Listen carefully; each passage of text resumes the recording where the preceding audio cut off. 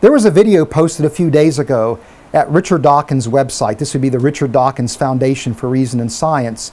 The video was posted by Seth Andrews, the Thinking Atheist, and it's entitled Intelligent Design. And in this video, Andrews responds to a common argument made by Christians for God's existence, namely that when we look at nature, we see these elegant, wonderful, beautiful designs that people take as evidence for the work of a creator. But what Andrews does in this video is masterfully juxtaposes beautiful imagery of nature alongside images also taken from nature of death and destruction and pain and suffering and cruelty.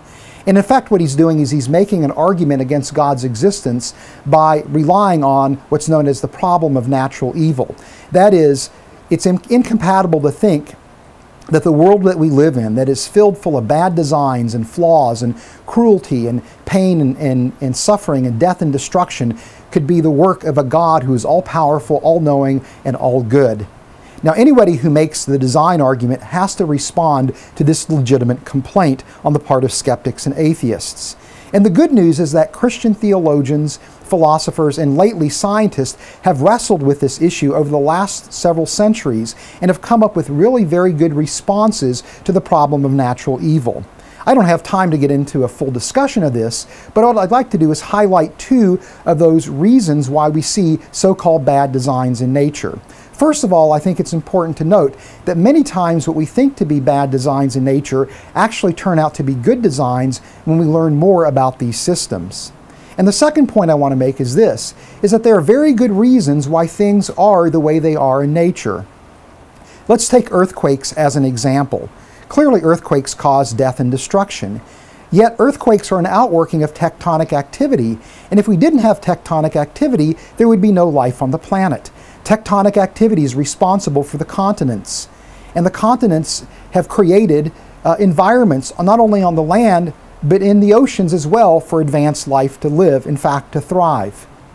Tectonic activity is responsible for cycling nutrients that makes life possible on this planet for several billion years. Tectonic activity is also responsible for the silicate carbonate cycle. This cycle is a thermostat that that regulates the Earth's temperature within a regime that makes, again, advanced life possible. If you want life on a planet, you have to have tectonic activity. No tectonic activity, no life. To have a planet without earthquakes would be to have a planet without life.